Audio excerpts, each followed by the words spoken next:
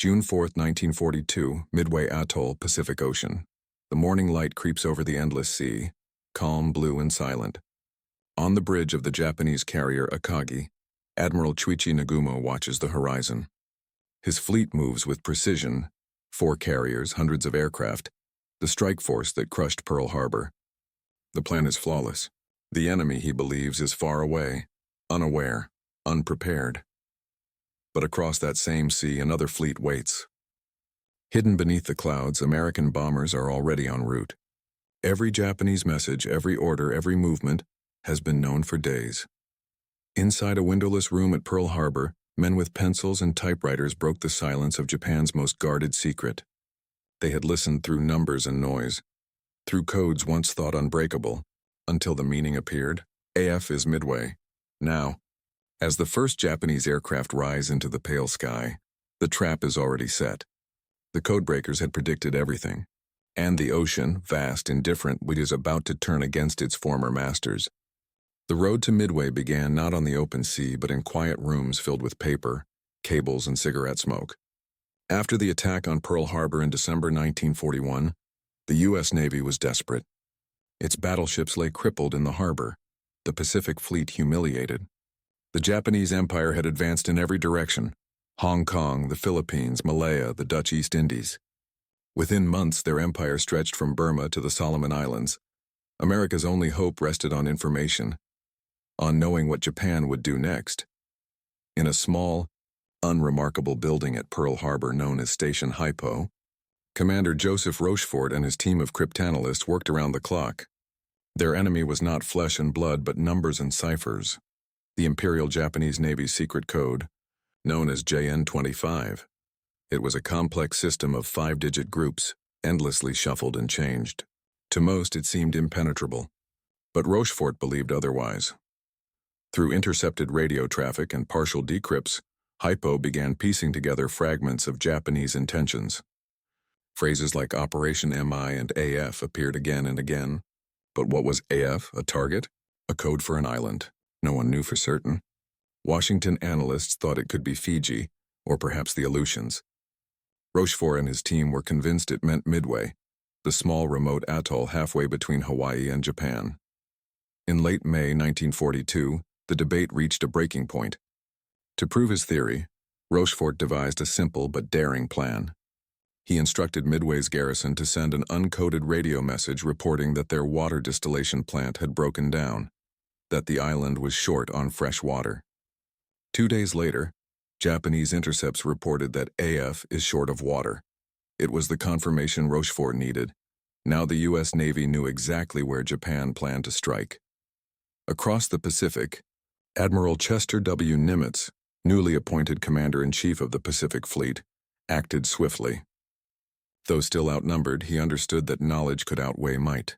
He gathered his remaining carriers, Enterprise, Hornet, and the recently repaired Yorktown, and positioned them northeast of Midway, directly in the path of the Japanese fleet. The plan was audacious. The Japanese believed they were launching a surprise attack. In truth, they were sailing into an ambush.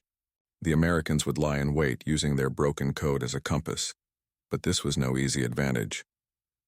The U.S. still faced one of the most formidable naval forces ever assembled, the Kido Butai, Japan's carrier strike force, led by Nagumo and supported by the experienced Admiral Yamamoto, the mastermind behind Pearl Harbor. Their fleet boasted over 200 aircraft, elite pilots, and powerful warships. To the Japanese high command, the coming battle would crush the remaining American carriers and secure dominance over the Pacific. They had no reason to believe their code was compromised. Their confidence was absolute. On the morning of June 4, 1942, that confidence would meet reality, a reality shaped not by guns or ships, but by the silent work of codebreakers thousands of miles away. And as the Japanese fleet steamed toward Midway, believing they held every advantage, the U.S. Navy's trap was already closing. By late May 1942, the Pacific Ocean had become a chessboard of deception and strategy. Admiral Yamamoto, commander of the Imperial Japanese Combined Fleet, believed he could end the American threat in one decisive blow. The plan, Operation MI, was a complex multi-phase offensive. He would lure the U.S. carriers into battle near Midway, destroy them, and seize the atoll to extend Japan's defensive perimeter. Once Midway was captured, Hawaii itself would lie vulnerable. Yamamoto's strategy relied on secrecy. His fleet was divided into several task forces spread across thousands of miles. The invasion fleet heading toward Midway, the main carrier force led by Nagumo approaching from the northwest, and a diversionary strike toward the Aleutian Islands and Alaska to confuse the Americans. To him, the Pacific was a vast shield of distance, his code unbreakable. He had no idea that every detail of Operation MI was already in American hands. At Pearl Harbor, Admiral Chester Nimitz studied the decrypted intelligence reports with calm precision. He knew the Japanese order of battle, the date of attack, and even the approximate direction of approach. Yet knowing was not the same as winning. His fleet remained fragile. 3 carriers against Japan's 4, fewer aircraft, less experience. But Nimitz had something the Japanese did not: surprise. Every resource in the Pacific was redirected to prepare for the coming clash. Midway's defenses were strengthened, its airfields reinforced, and its small garrison alerted. U.S. Marine aviators and Army Air Force bombers arrived to bolster the island's air strength. Patrol aircraft, PBY Catalinas, began sweeping the seas, searching for the first sight of the enemy. Meanwhile, in the code-breaking centers of Station HYPO and Station CAST in the Philippines, the work did not stop. Messages continued to pour in, fragmentary, partial, but enough to confirm that the Japanese would strike within days. Analysts slept on cots beside their desks, their fingers stained with ink and coffee. Every intercept carried potential life or death meaning. By June 2nd, Nimitz had issued his orders. The carriers Enterprise and Hornet under Admiral Raymond Spruance, and Yorktown under Admiral Frank Jack Fletcher, would take up concealed positions northeast of Midway. Their mission was to ambush Nagumo's carriers as soon as they revealed themselves. It was a plan built entirely on trust. Trust in intelligence, trust in timing, trust in the unseen men who had cracked Japan's most secure communications. At dawn on June 3rd, American patrols spotted the first enemy ships, part of the Japanese invasion force moving toward Midway. The trap was set. Yet far from the action, Admiral Yamamoto remained unaware. He was hundreds of miles behind the main striking force aboard his flagship Yamato, certain that the Americans would not dare face him so soon after Pearl Harbor. He underestimated the one weapon the U.S. had mastered: information. That same day, Japanese reconnaissance planes failed to locate the American carriers. Their search patterns were too narrow, their timing off. The U.S. task force remained invisible in the vast Pacific. For Admiral Nagumo, the morning of June 4th began with confidence. His aircraft lifted off from the carriers Akagi, Kaga, Soryu, and Hiryu, roaring toward Midway to destroy its airfields and defenses. The first waves of bombs and machine gun fire tore into the island, sending plumes of smoke into the sky. But even as his pilots returned with reports of damage, messages began arriving. American aircraft had been spotted. Unknown to Nagumo, they came from the very carriers his intelligence claimed were still at Pearl Harbor. Nagumo hesitated. His planes were being refueled and rearmed for a second strike when the order came to prepare for anti-ship attack. In that brief window of indecision, minutes that would determine the fate of the Pacific War, the Americans were already on their way. Above the endless blue, bombers and fighters from Enterprise, Hornet, and Yorktown were closing in, guided by nothing but courage, crude navigation, and the invisible hand of broken code. The codebreakers at Pearl Harbor had done their part. Now the outcome rested in the skies. War is often measured in ships sunk and planes shot down. But at Midway, victory began in silence, with minds, not machines. In the weeks before the battle, Commander Joseph Rochefort's team at Station HYPO had achieved something almost unthinkable.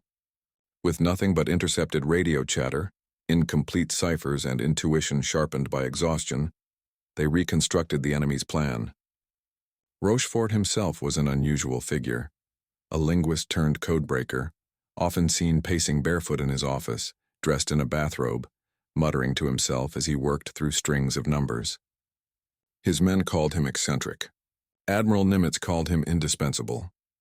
The Japanese code JN-25 was supposed to be unbreakable, a complex layered cipher involving 5-digit groups superimposed with additives. Every few weeks the codebooks changed. But even the most secure system had a weakness: human habits. Japanese radio men often repeated phrases, reused groups, and followed predictable structures. Through these cracks, Rochefort's analysts began to see patterns. Each breakthrough came slowly, piece by piece, like shards of glass forming a mirror. The word AF appeared again and again, connected to phrases like attack force, air units, refueling. Gradually, the shape of a plan emerged. By late May 1942, they knew that AF was Midway, and that a massive naval strike would arrive in the first week of June. The weight of that discovery was immense. These were not soldiers on a battlefield. They were clerks, mathematicians, and translators fighting a war of intellect. A single misjudgment could send fleets into traps or cost thousands of lives. Rochefort's conviction that AF was Midway faced resistance from Washington's intelligence officers, who doubted his interpretation. But Admiral Nimitz trusted him, and that trust would change the course of the Pacific War. While the Codebreakers worked in darkness, another group of men prepared under the blinding sun. Aboard the carriers Enterprise, Hornet, and Yorktown, pilots and mechanics trained with ruthless discipline. The air crews knew their chances were slim. The B-26 Marauder crews on Midway, the Navy's TBD Devastator torpedo squadrons, and the Marine fighters defending the island all shared a grim truth. Their aircraft were slow, under-armored, and outclassed by Japan's Zero fighters, yet morale held steady. The U.S. Navy had learned bitter lessons from the Coral Sea battle a month earlier. There, American pilots had proved they could fight the Japanese to a standstill, and that Japanese carriers could bleed. At Midway, they would have to do more than that. Tactically, the plan was bold but risky. Nimitz divided his limited forces, Task Force 16 under Rear Admiral Raymond Spruance, and Task Force 17 under Rear Admiral Frank Jack Fletcher. They would remain unseen northeast of Midway, striking only when Nagumo's carriers revealed their position. Timing and coordination were everything. If they struck too early, they might miss. Too late, and Midway would fall. The key was intelligence and the precision it provided. Every movement of the Japanese fleet had been tracked, every signal analyzed. The Americans knew which carriers were coming, their supporting ships, and even their expected flight paths. That level of insight was unprecedented. For the first time in the Pacific War, the U.S. Navy would fight not in reaction, but in anticipation. And yet, despite the brilliance of intelligence, the battle would still depend on courage and the kind that cannot be broken or coded. Young men in their early 20s would soon fly into storms of anti-aircraft fire and swarms of Zeros, often with no fighter escort and outdated torpedoes that rarely worked. The Codebreakers had handed them knowledge. What they did with it would decide whether the Pacific remained under Japanese control or whether the tide would finally turn. As dawn approached on June 4, 1942, the air over Midway shimmered with heat and anticipation. On one side, precision, preparation, and faith in an unbroken code. On the other, information, timing, and the quiet brilliance of men who had fought their battle with pencils instead of guns. The stage was set for a confrontation that would rewrite naval history. And far away, inside a sealed room in Pearl Harbor, Rochefort's team waited beside their radios, listening for confirmation that their predictions were right. The sound they awaited was not a cipher this time. It was the thunder of engines over the Pacific. In every war, there comes a moment when leadership is tested, not by how much a commander knows, but by what he dares to believe. For Admiral Chester W. Nimitz, that moment arrived in early June 1942. He had placed his faith in codebreakers, in half-repaired ships, and in men barely old enough to vote. He knew the U.S. fleet was still rebuilding from the ruins of Pearl Harbor, but he also knew something the enemy did not: where they were coming, when they would strike, and how to strike back. While the Japanese Admiral Isoroku Yamamoto commanded the most powerful navy in the Pacific, his strategy at Midway was built on illusion. He sought to lure the remaining American carriers into a trap, destroy them, and seize Midway as a forward base. A dagger pointed at Hawaii. But Yamamoto's grand design was already compromised. His forces were scattered, a fatal flaw. 4 carriers under Vice Admiral Chuichi Nagumo were to attack Midway directly, while the main body trailed hundreds of miles behind. It was a plan of precision but not flexibility. It left no room for the unexpected. and the unexpected was exactly what the Americans had prepared. On June 4th, as the first Japanese bombers roared over Midway, American radar detected them, confirming Rochefort's prediction to the minute. The island's defenders launched their fighters, outdated Brewster Buffaloes and a few F-4F Wildcats, straight into superior Japanese Zeros. They were slaughtered. But they did their job. They bought time. As the Japanese regrouped for a second strike, their decks became crowded with refueling aircraft, bombs, and fuel lines stretched across the wooden planks. It was then at 10:22 a.m. that the U.S. dive bombers arrived. It wasn't planned. It wasn't coordinated. It was chaos. Divine chaos. 3 squadrons from Enterprise and Yorktown, led by Lieutenant Commander Wade McCluskey, had been flying on fumes, lost and nearly out of fuel. Then McCluskey spotted a lone Japanese destroyer speeding north, the Arashi, trying to rejoin the fleet after chasing an American submarine. McCluskey followed it. That single decision, born of instinct, changed the war. Within minutes, the skies over Nagumo's carriers erupted in fire. Akagi, Kaga, and Soryu all hit in the span of 5 minutes. Explosions tore through the decks, fueled by gasoline, torpedoes, and bombs stored below. Within an hour, 3 of Japan's 4 frontline carriers were burning wrecks. Leadership at that moment was no longer about plans. It was about decisions under fire. Nagumo hesitated when faced with conflicting reports. He had rearmed his planes for a second strike instead of preparing for a carrier duel. McCluskey, in contrast, had trusted instinct and seized chaos as opportunity. That difference, hesitation versus intuition, drew the line between defeat and victory. On paper, Japan's technology at Midway was superior. Their A6M0 was the best carrier fighter in the world, fast, agile, and deadly in the hands of seasoned pilots. Their torpedoes were faster and more reliable. Their naval air tactics were refined through years of war in China. The Americans, by contrast, entered Midway with outdated TBD Devastator torpedo bombers, slow and vulnerable. Their torpedoes often failed to detonate. Yet despite their disadvantages, those doomed squadrons, Torpedo 3, Torpedo 6, and Torpedo 8, pressed their attacks. One by one, they fell. Out of 41 torpedo planes launched, 35 were shot down. Not a single torpedo hit, but they achieved something greater. They drew the enemy fighters down low, leaving the skies open for the arriving dive bombers. Technology had favored the Japanese, but sacrifice, human and deliberate, favored the Americans. In hindsight, the Battle of Midway is remembered as a triumph of intelligence and bravery. But beneath the glory lies a moral paradox, the thin line between courage and desperation. Every commander at Midway made decisions that would cost lives by the hundreds.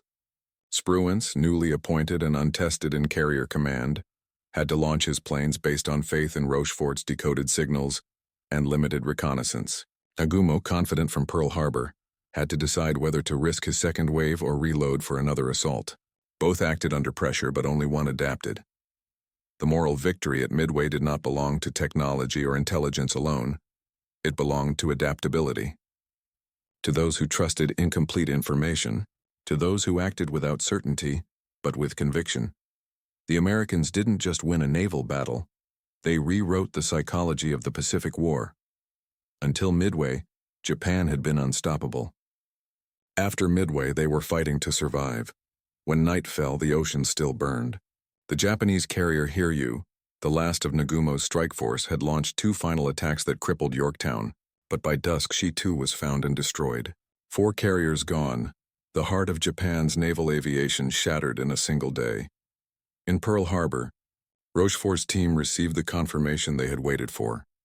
Japanese transmissions, desperate and confused, reporting massive losses. In that quiet room filled with typewriters and static, the Codebreakers cheered, not with triumph but with exhaustion. They had fought their war in silence, and they had won. Admiral Nimitz later wrote that the victory at Midway was a blend of divine luck and human brilliance. But perhaps it was more than that. It was proof that wars are not only fought by ships or planes, they are fought by people. By men who make the right choice when there is no right choice. Midway was not just a battle. It was a statement. that intelligence, courage, and adaptability could overcome even the most dominant enemy.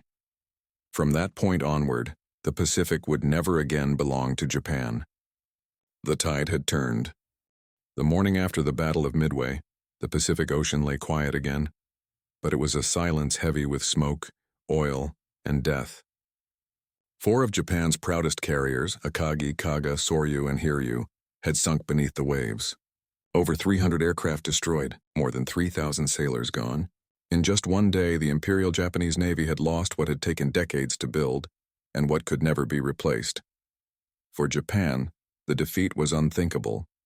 Until Midway, they had moved across the Pacific like a storm, seizing Hong Kong, the Philippines, Malaya, the Dutch East Indies. Every operation had ended the same way, swift, ruthless victory. But Midway broke that illusion.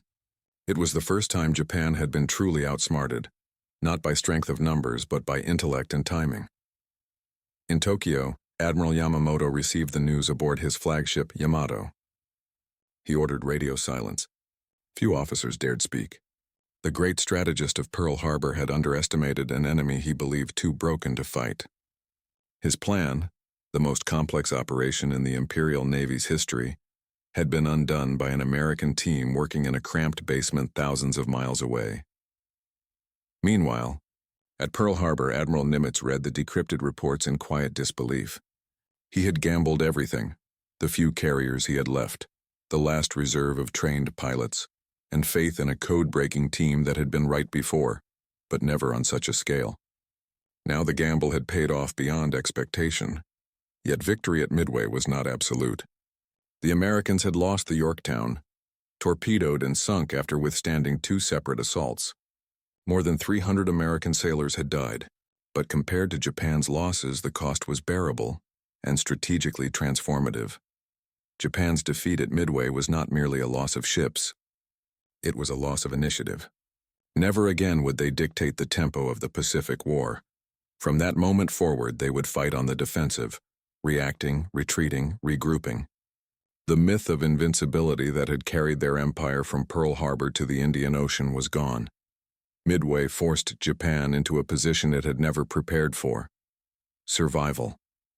Its naval air groups and the elite of the elite had perished with their carriers. The pilots lost were irreplaceable. Japan's training pipeline could not match America's industrial scale. Every new Japanese pilot trained after Midway would enter battle with less experience, less coordination, and less chance of coming home. For the United States, Midway was more than revenge for Pearl Harbor. It was rebirth. The victory restored faith in the Pacific Fleet, in Nimitz's leadership, and in American naval aviation as the decisive arm of warfare. Midway proved that intelligence and air power, when fused, could overcome even the most daunting odds. In Washington, the news spread cautiously. The Navy released limited details, downplaying the magnitude of Japan's losses to protect sources and to conceal that American intelligence had cracked Japan's codes. But within the ranks of the fleet, the men knew the truth. They had turned the tide of the Pacific with courage, intellect, and sacrifice. For the first time since 1941, the United States was no longer reacting to Japan's offensives. It was preparing to strike back.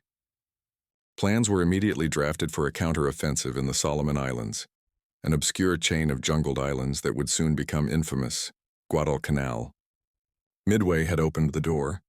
Now America would march through it. Admiral Nimitz, reflecting on the battle, summarized it in one quiet phrase: "It was our last chance, and when we took it." From that moment on, the Pacific War entered a new phase, one of endurance, attrition, and unrelenting pushback. The carrier, once a supporting weapon, now became the center of all naval strategy. The age of the battleship was over, and yet beyond the strategy and glory, the victory at Midway carried an unspoken cost, one that would echo for generations. In the weeks that followed Midway, the Pacific was littered with debris, twisted metal, oil slicks, and drifting life rafts. The sea, once a theater of glory, became a graveyard for thousands. Japanese rescue ships scoured the area but found few survivors. The once proud air crews of Akagi and Kaga were gone, burned alive in hangars where bombs, fuel, and aircraft exploded in chain reactions of hellfire. The ocean, indifferent and vast, swallowed the rest. On the American side, victory had its own shadow. The surviving crew of the Yorktown watched their ship list and sink, slowly disappearing beneath the waves. She had survived the Coral Sea, a Japanese torpedo and relentless bombings. But Midway was her final stand. Many men went down with her. In the stillness that followed, there were no cheers. Only the hum of the sea and the distant cries of wounded men waiting for rescue. For the Codebreakers at Station HYPO, there was no celebration either, just exhaustion. Commander Joseph Rochefort, the man whose intuition and persistence had given the U.S. its decisive advantage, received little recognition. Politics within naval intelligence meant others took the credit. But within the silent rooms of Pearl Harbor's basement, his team knew the truth.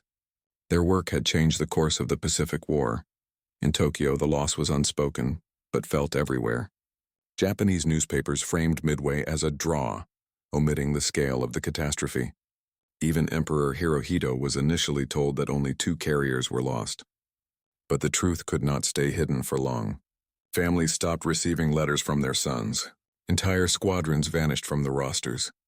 The aura of divine invincibility, the belief that Japan's empire had the favor of the gods, began to crack. Admiral Yamamoto understood what Midway meant. He knew that Japan's war, once winnable through rapid domination, was now doomed to attrition, a kind of war Japan could not sustain. Industry would become the deciding factor, and America's industrial power was awakening like a giant. From the factories of Seattle to the shipyards of San Francisco, a production surge began that no nation on Earth could match. For every carrier Japan lost, America would build 5. For every pilot Japan trained, America would train 50. The success of U.S. code-breaking at Midway reshaped warfare forever. Intelligence was no longer background work, it was a weapon. From that point onward, information became as vital as aircraft or guns. The meticulous work of analysts, mathematicians, and linguists began to receive strategic importance. Machines would evolve, ciphers would grow more complex, and the quiet war of minds would define the future of conflict. The lessons learned at Midway fed directly into later operations, and from the submarine campaign against Japanese shipping to the island-hopping offensives of 1944. Every intercepted message, every decrypted transmission was now a tool of precision and preemption. The Americans had not only won a battle, they had changed how battles would be fought. For the airmen and sailors who survived Midway, the victory became a badge of identity. Many of them would go on to fight in the Solomons, the Marianas, and the Philippines. Some would not survive to see Japan's surrender, but they carried with them the memory of that day in June, when courage, intellect, and timing aligned to turn the tide of the Pacific War. Years later, at memorials across Hawaii and Washington, survivors would describe the moment they realized Midway was different. It wasn't the fire or the explosions. It was the feeling that history itself had shifted, that the Pacific, once a domain of Japanese dominance, now belonged to no empire, but to fate. The human cost was staggering, but so was the meaning. For every life lost at Midway, the world learned a new truth about modern warfare. That in the age of machines and codes, victory would not go to the biggest fleet or the loudest guns, but to those who could see the battle before it began. In the end, the Battle of Midway was more than a clash of ships and planes. It was the triumph of intellect over assumption. For centuries, admirals had believed that courage, firepower, and speed decided wars. But at Midway, something invisible held greater power: information. The men of Station HYPO had no medals, no uniforms covered in ribbons. They fought their war in silence, surrounded by radio chatter, cigarette smoke, and endless lines of numbers. Yet their victory reshaped the map of the Pacific more profoundly than any fleet could. They had proven that knowledge, when sharpened by discipline and intuition, could alter the fate of nations. The Japanese officers who once mocked American intelligence could never have imagined that their every coded word had been laid bare. What they believed to be unbreakable, their naval code, JN-25, became their undoing. And in its breaking, a new kind of warfare was born, one where battles began long before the first shot was fired. Midway taught the Allies a lesson that would echo into the Cold War and beyond, that the true frontier of battle lies not only in the skies or seas, but in the realm of signals, calculations, and foresight. Radar, cryptanalysis, and aerial reconnaissance would become the invisible trinity of modern warfare. The tools forged in secrecy at Pearl Harbor would one day evolve into satellites, computers, and the vast digital webs that now define military power. But beneath the machinery, there remained something human, the quiet persistence of those who watch, listen, and think. The victory at Midway was not luck. It was the product of human minds refusing to give up, even when surrounded by uncertainty. In that sense, it was not just a battle won, but a revelation that foresight can save lives, that intellect can overcome might, and that in the heart of every war, there is always a war of ideas. The Pacific would burn for 3 more years. Nations would fall, cities would crumble, and millions would die. But in June 1942, over a small atoll of coral and sea, the balance began to change, not through force, but through understanding. And that, more than anything, was the quiet power that ended an empire.